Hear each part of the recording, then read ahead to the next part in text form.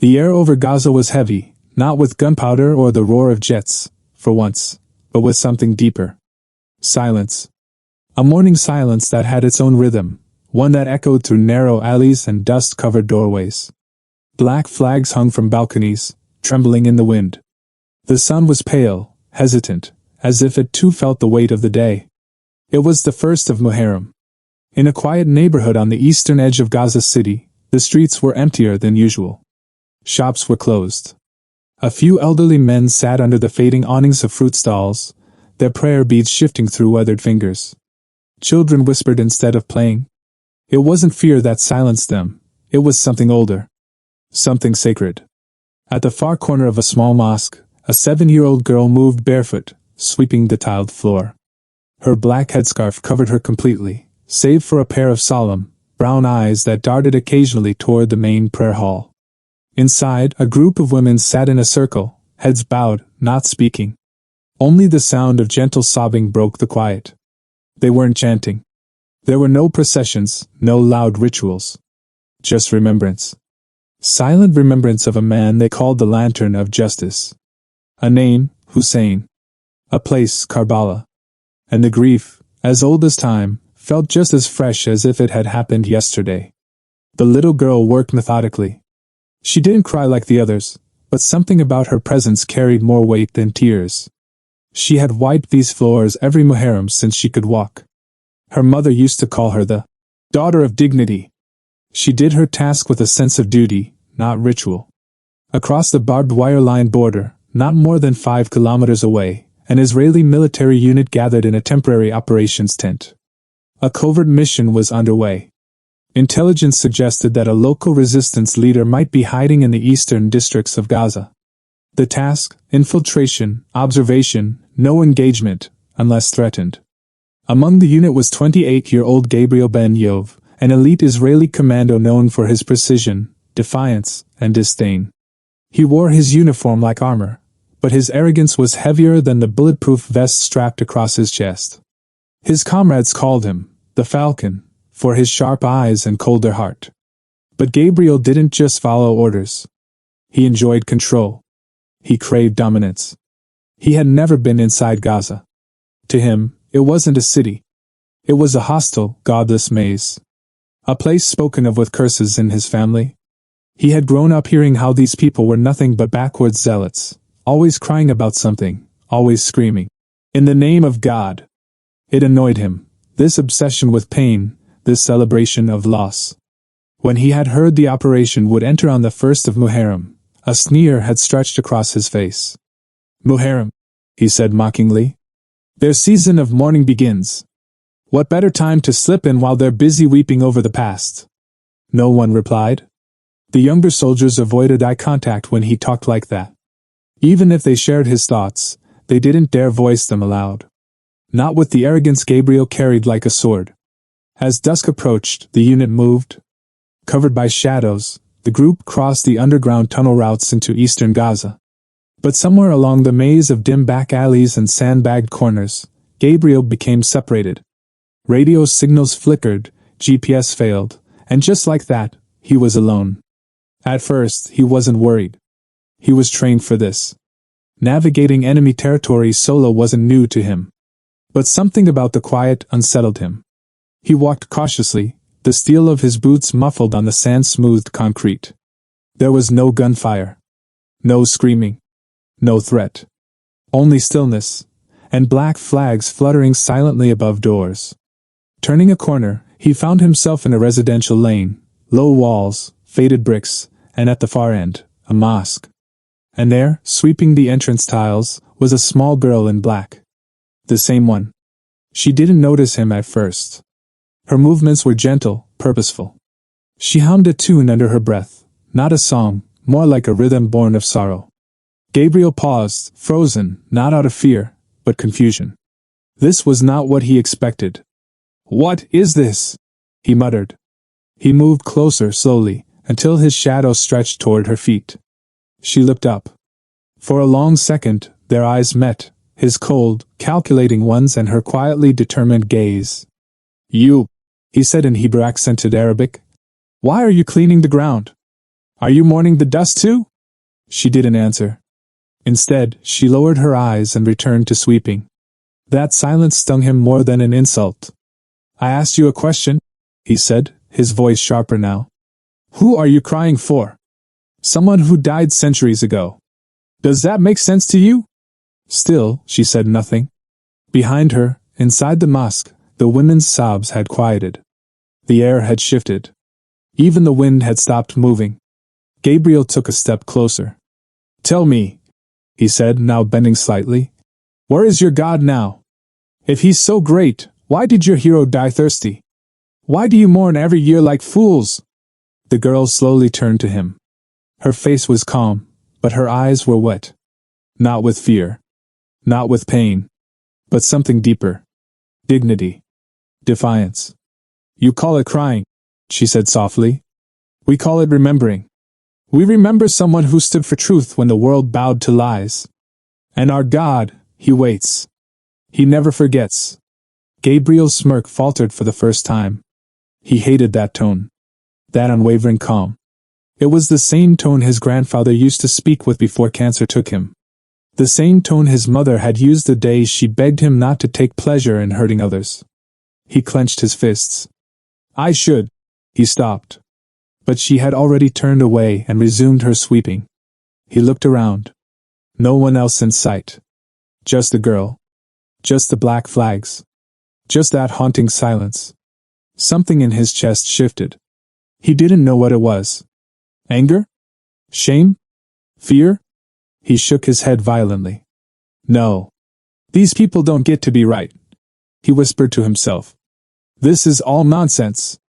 And yet, as he turned to leave, the wind picked up again, slapping a black flag across his face like a sudden whip. It wasn't painful. But it stopped him cold. He looked up at the sky. Clouds were gathering, dark, brooding. Far off, thunder rumbled. And for the first time in a long time, Gabriel felt something he hadn't known since he was a child. He felt watched. And the voice of the little girl echoed in his head like a whisper he couldn't erase. Our God waits, and he never forgets. The sky above Gaza had turned a strange shade of gray. It wasn't the normal color of evening, this was something heavier. Like the heavens had put on mourning robes. Clouds crept in slow and heavy, like witnesses gathering before judgment. Gabriel Ben Yov stood at the edge of the narrow street, his jaw clenched, hands still at his sides. The wind had just slapped him with a black flag, and though it was nothing more than cloth, it felt like a message. A warning. One he wasn't ready to accept.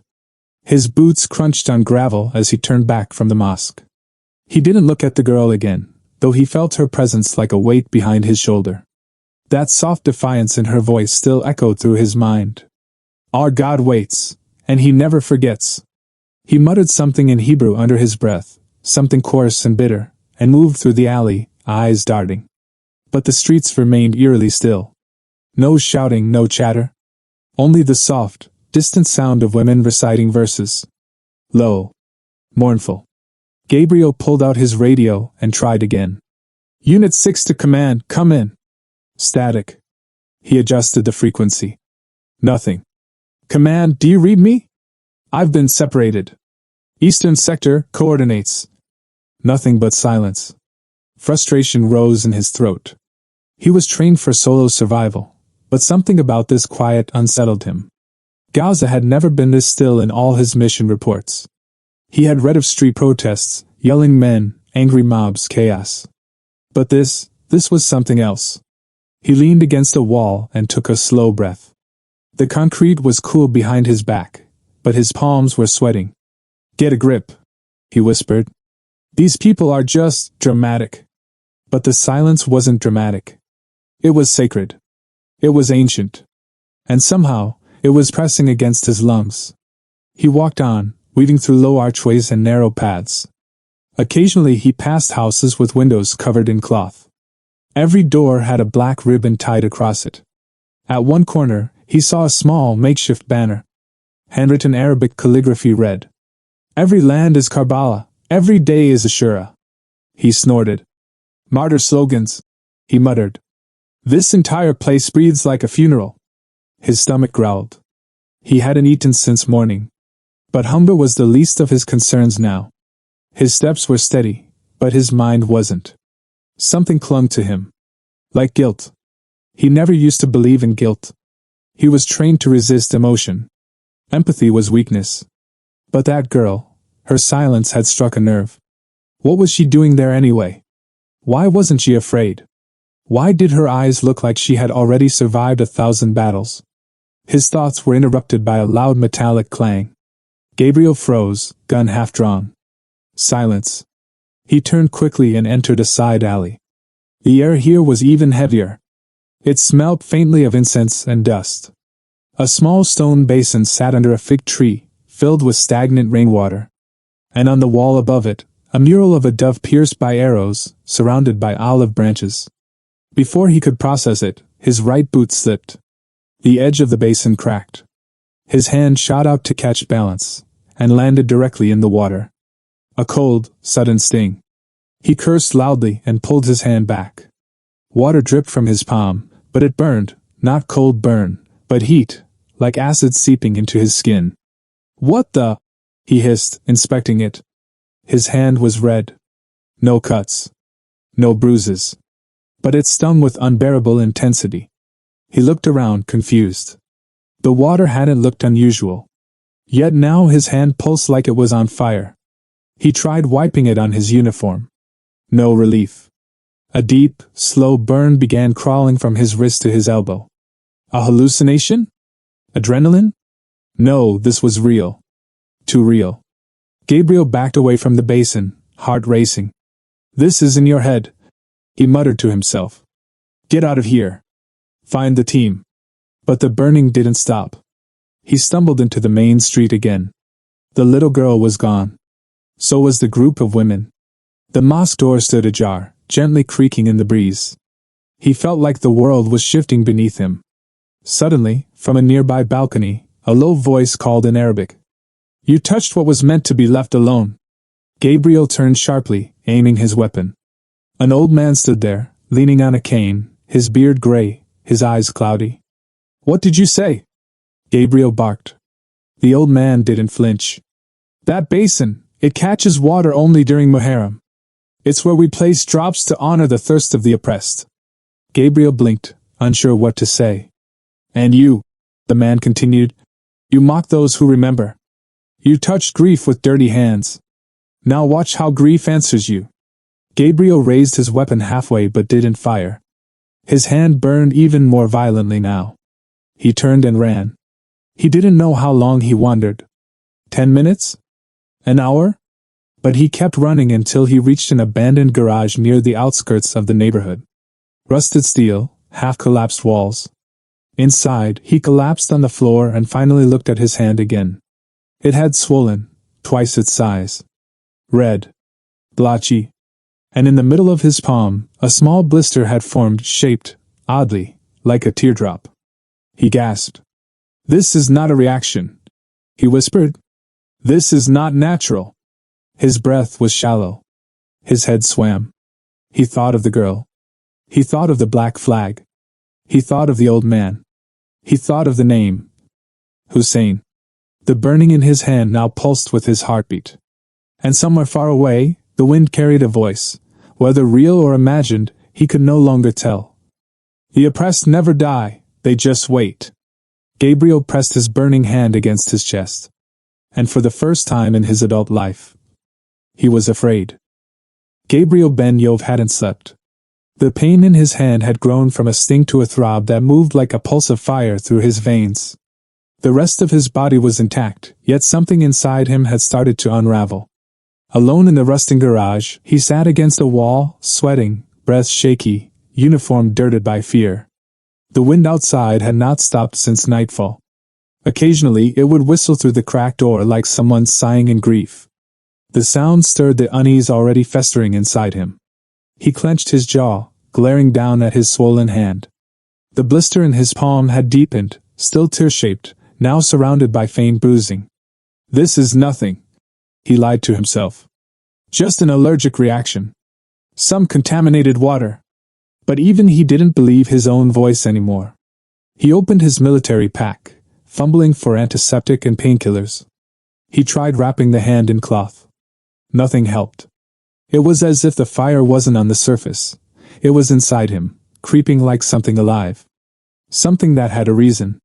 He hadn't been able to reach his unit. The radio was dead. His GPS blinked red in error. The comms line, silent. He should have been terrified of being captured or killed, but he wasn't. He was terrified of something else. Of why this was happening. He thought again of the girl in black. Her voice had been so calm. Her words so strange, yet they struck with weight. We remember someone who stood for truth. Our God never forgets. He remembered the old man on the balcony. The look in his eyes. The words that seemed less like a warning and more like a sentence passed. And suddenly Gabriel laughed, a hollow, bitter laugh. Was he really letting superstition poison his logic?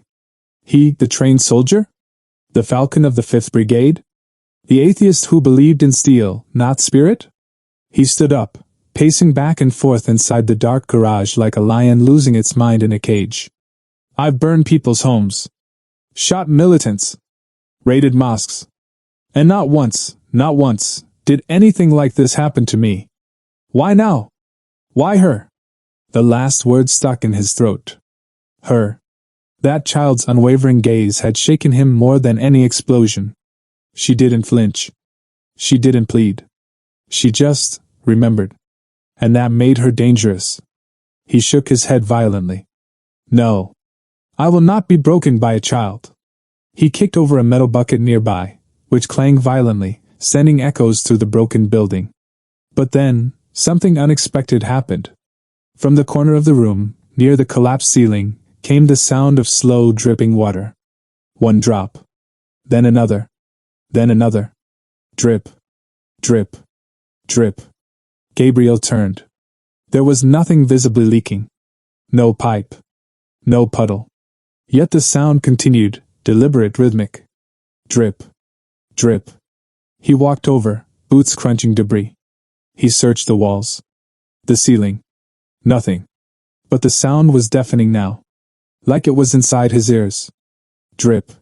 He staggered backward and grabbed his head, pressing his palms to his temples. A voice began to creep into his mind. A soft voice. Female.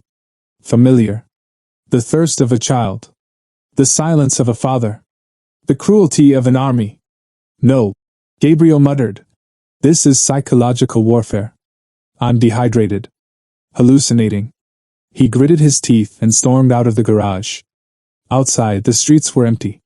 The call to far had not yet begun, but the darkness was starting to lighten. From the east, a faint glow of dawn threatened the night. He needed to find shelter. Help. Or maybe, answers. He moved down a side alley and soon stumbled upon something unexpected. A modest home, its courtyard gate open. A plastic chair lay overturned. A pot of water rested on a stone ledge near the entrance. Something told him to stop. Something told him to walk away. He ignored it. He stepped inside. The home was silent. No signs of life. But on the far wall, he saw it, a poster of a young boy, eyes shining, face framed by Arabic calligraphy. He couldn't read the full sentence, but he recognized one word. Shaheed, martyr. Next to the poster was a small shelf with books, a candle, and a tiny cup filled with what looked like rosewater. Gabriel stepped closer. He wasn't religious. Not even cultural.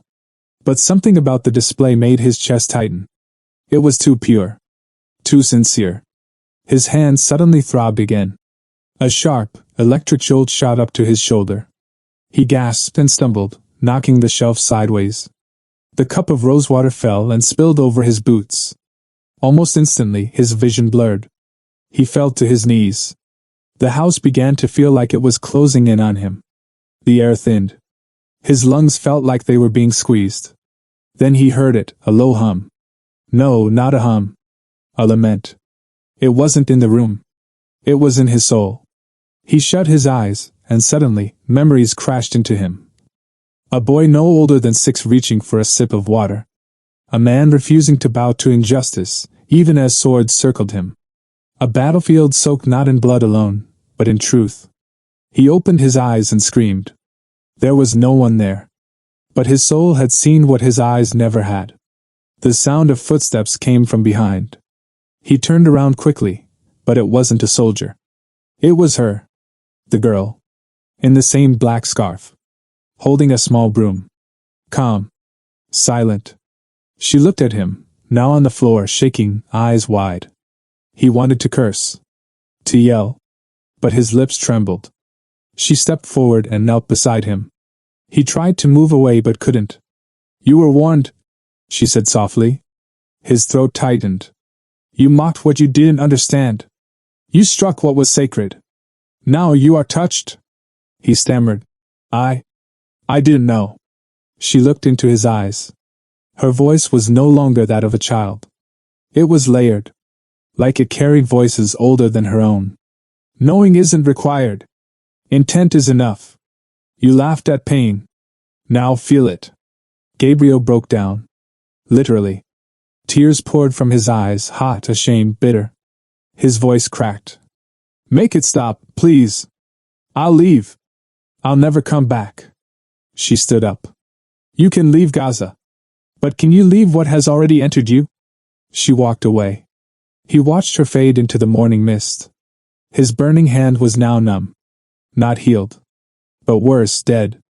It no longer responded to his touch. He tried to lift it. Nothing. And in the stillness of dawn, one thought overwhelmed every part of him. You mocked their grief. Now your soul will grieve forever. Gabriel lay on the cold floor, the dawn filtering in through the cracks of the home he had invaded. His uniform, once crisp and commanding, was now smeared with dust and sweat. His right hand, the one he had used to mock, to grab, to threaten, was now lifeless. Numb. Like a dead branch attached to a living tree. He couldn't move it. He couldn't even feel it.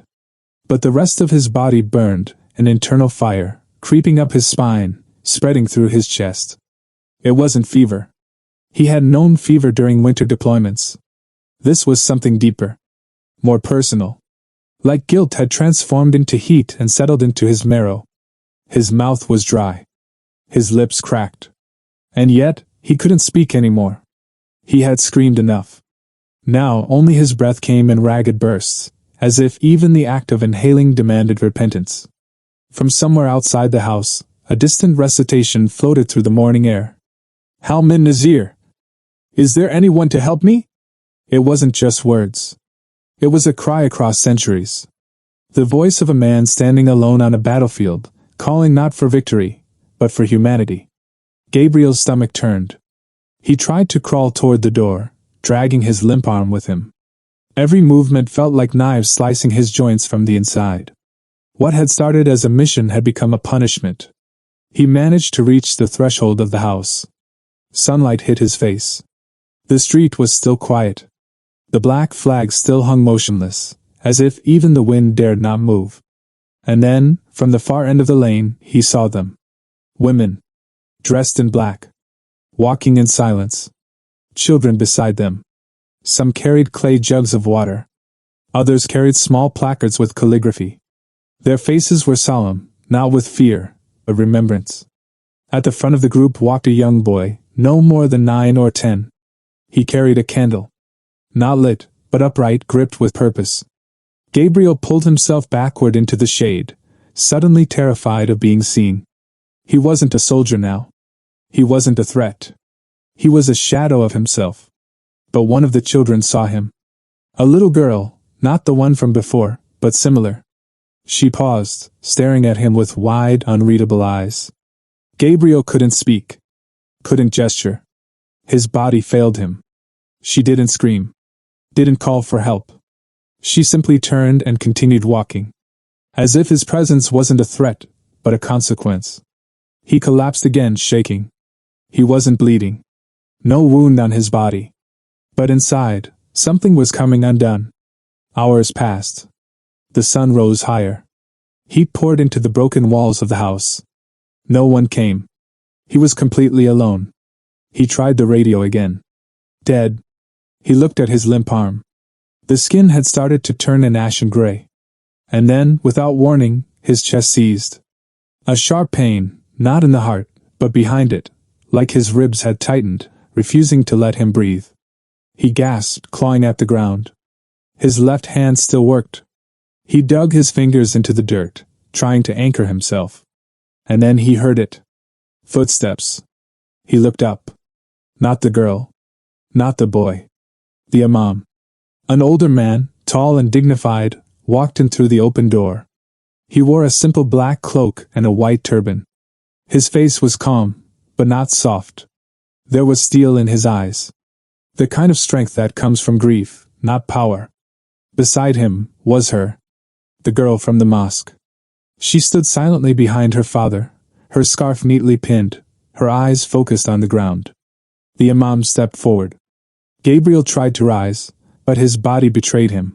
He gasped, "Who are you?" The imam didn't answer immediately. He looked at Gabriel's hand. The dead weight of it. The twisted fingers. Then he looked into his eyes. And what he said was not a threat. Not a curse. "You don't need my name. You already met the message." Gabriel swallowed hard. What is this? What's happening to me?" The imam walked around him slowly, not with fear, but caution. As if measuring his soul. "You entered a land carrying arrogance. You thought you were greater than pain. That you could touch the sacred and walk away untouched." Gabriel shouted hoarsely. "I didn't kill anyone." The imam stopped. Looked directly at him. "Not every sin is in the blood. Some are in the mockery of what others hold sacred." Gabriel's voice cracked. She didn't even cry. She just looked at me. Like I was already judged. The imam nodded. "Sometimes a tear isn't needed. Sometimes dignity speaks louder than grief." He knelt beside Gabriel. "You didn't just mock a little girl. You mocked the memory of those who died thirsty, not begging for water, but standing for truth." Gabriel's eyes welled with tears. "I didn't believe in any of this," the imam whispered. "But the truth does not wait for your belief. It arrives. And it burns." Gabriel broke. He wept. Not from pain, but because something inside him had snapped. The wall that arrogance had built was gone. The fire wasn't punishing him. It was cleansing him. He turned his head weakly toward the girl. "I'm sorry," he said, voice trembling. "I didn't understand." She stepped forward. Her voice was barely above a whisper. "You broke my scarf. You tried to break my fast. But more than that, you broke the respect we had for pain." He lowered his eyes. "I was raised to laugh at weakness. At mourning," she said gently. "Then maybe your God is weakness, and ours is strength." A long silence. Then, for the first time, she bent down and placed a small clay cup beside him. Inside, a few drops of clear water. "This is not for your thirst," she said. "It's to remind you what thirst feels like when it is not quenched." The imam stood again. "We will not harm you. But what has entered you, only repentance can soften it." Gabriel looked up. "Then tell me how to repent." The imam looked into the distance. "Begin by remembering. Not yourself, but the ones you mocked. Say his name." Gabriel closed his eyes. His lips trembled. And he whispered, for the first time in his life, not as a soldier, but as a soul seeking light. "Hussein." The burning in his chest paused. Just for a moment. The moment the name left his lips, Hussein, something shifted inside Gabriel. It wasn't dramatic. There were no flashes of light, no sudden healing. But there was a pause. As though the burning that had gripped his bones had taken a breath. He clung to that pause like a drowning man grabbing driftwood. The imam stood silently, watching. His daughter had already stepped back, her eyes averted. Gabriel didn't dare meet her gaze again. He wanted to say more, but the words lodged in his throat like stones. His chest ached, his muscles stiffened again, and the numbness in his right hand crept further up his arm. The imam finally spoke. "You have opened a door. But to step through it, you must walk with truth, not regret." Gabriel coughed, breathless. "Then help me, walk." The imam glanced at his daughter, then slowly nodded. "Come." With effort, Gabriel was lifted to his feet. The imam didn't touch him, but stood beside him, guiding him with his presence alone. Gabriel leaned on the wall, his legs trembling. The world around him felt unreal, like a dream glazed in dust and judgment. They walked slowly through the narrow street. The black flags fluttered again, responding to their movement. People began to step out of their homes, quietly, cautiously. A wounded Israeli soldier walking through a Gazan neighborhood should have brought screams, chaos, even revenge. But not today. Not in Muharram. Mothers pulled children back. Men stood silently with folded arms. Some looked at the imam, others at the soldier. None came forward.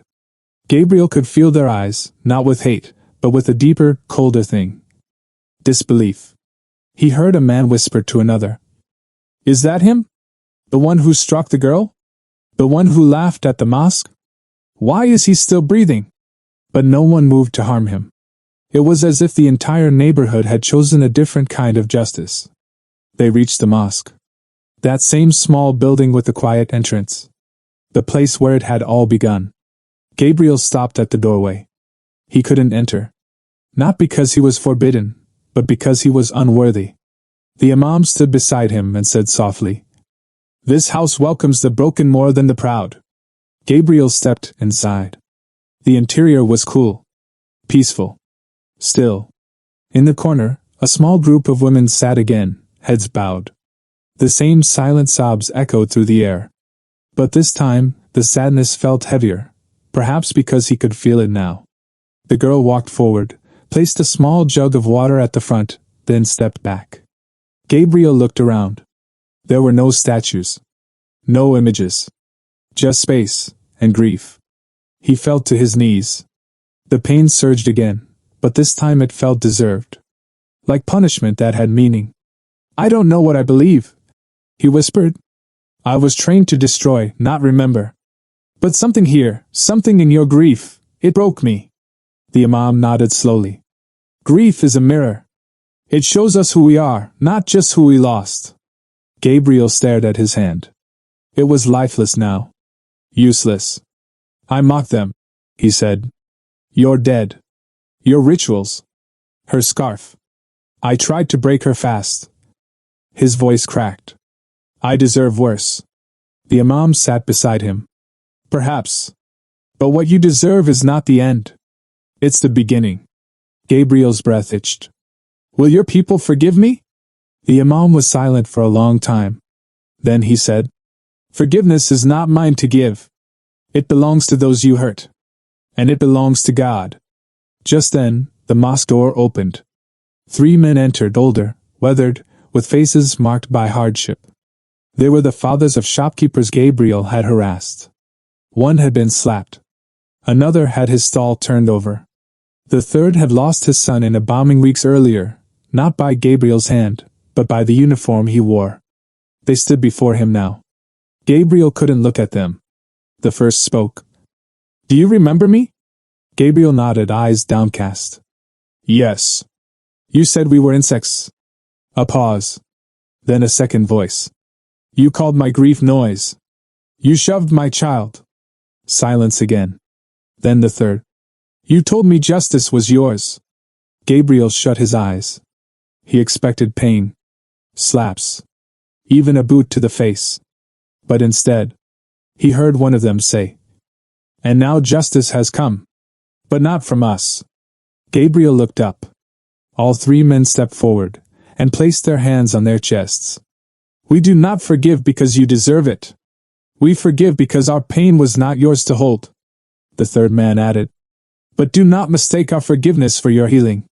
You will carry this, until you give back more than you took." Gabriel wept. Not loudly. Not dramatically. Just silently. For the first time in his life, he had been crushed not by war, but by mercy. Later that day, the imam guided him back to the house he had first entered, the one with the poster of the martyr and the candle. He sat him down and handed him a worn copy of a book. Gabriel didn't recognize the script, but it felt sacred. Revered. The imam said, "You may never become one of us. But if you wish to learn why we cry, start here." Gabriel held the book to his chest. His hands still numb. His soul still raw. But for the first time, he felt human. And somewhere deep inside, beneath the armor of years, the falcon began to shed its feathers. The sun dipped slowly behind the broken buildings of Gaza, bathing the city in an ember haze that seemed to press gently over every rooftop and every soul beneath it. It was now the 10th night of Muharram. The streets were still, not from fear, but from reverence. Inside the small mosque, Gabriel sat quietly in a corner, wrapped in a loose cotton robe the Imam had given him. His uniform, that sharp, proud Israeli uniform, had been discarded 3 days earlier. It lay folded in a bag outside the mosque door, untouched. No one had dared take it. No one wanted to. His face was thinner now. His beard had begun to grow slightly. But the most striking change wasn't physical. It was in the way he moved, slowly, carefully, as if every breath was now a decision. Every step a question. His right hand still hung lifeless. It had begun to turn an unhealthy shade of purple at the fingers, but there was no medical cause that anyone could explain. The doctors at the local clinic had said the nerves were alive, but the brain had let go of it. Gabriel called it justice. He often stared at that hand now. The one he had used to yank the little girl's scarf. The same hand that once threw fruit stalls, waved guns, flipped pages of mockery. It was now a memory attached to his body, cold, silent, unresponsive. He didn't complain.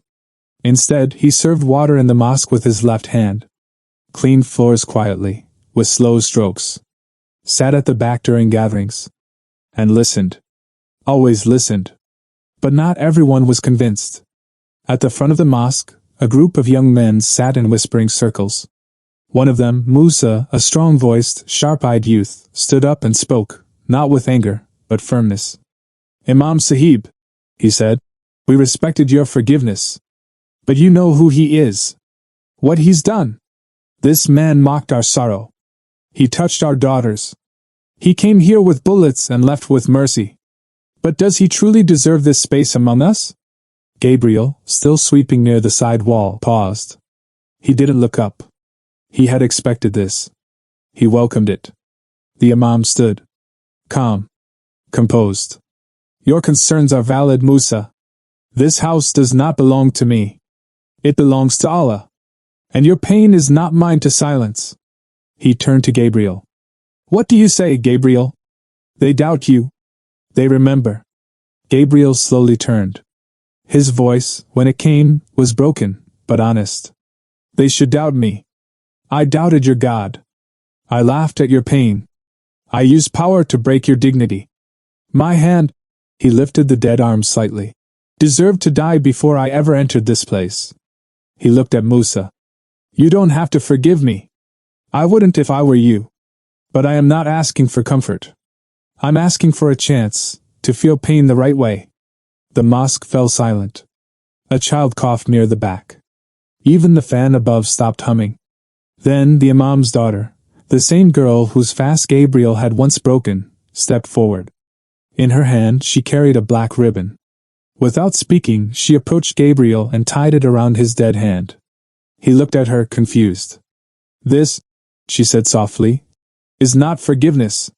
This is memory. Wear it until your soul remembers more than your body ever could." Gabriel nodded, tears threatening again. That night, he was invited to sit in the courtyard with the rest of the men. It was an honor. It was a test. He sat quietly, as people shared their thoughts, told stories of lost sons, recited verses of Karbala, and cried without shame. No one asked him to speak. But after a long pause he did. He told them of his training, his upbringing, his hatred. He didn't justify it. He exposed it. And then he said, "I came to this land thinking I'd conquer its silence. But your silence conquered me." A few nodded. Some still looked away. That was enough. The next morning, Gabriel asked the Imam for a private moment. They stood under the fig tree in the mosque courtyard, the same place where he had first collapsed days ago. "What happens now?" Gabriel asked. The Imam smiled faintly. "Now you return. To where? Israel?" "No," the Imam said. "To truth. Wherever that takes you." Gabriel hesitated. "And if truth leads me here?" The Imam looked him in the eye. Then live it. Don't denounce it. Can I ever pray here, like one of you? The Imam placed a hand on his good shoulder. One who bows in sincerity is never refused by the earth. But let Allah decide how He welcomes you. Until then, sweep His house. Serve His people. Gabriel nodded. Later that day, he sat alone under a broken window, staring at his hand. He whispered, I mock tears. Now I cry in silence. I broke a fast, and now hunger teaches me patience. He looked at the sky. I don't know your name yet. But I know your fire. And I know you do not forget. The black ribbon fluttered around his wrist. In the distance, drums echoed from a nearby alley. Children dressed in black moved down the street, holding paper banners. One of them read, Truth may be slaughtered, but it never dies. Gabriel smiled for the first time, not with pride, but peace. His hand was gone. But perhaps his heart had finally been born.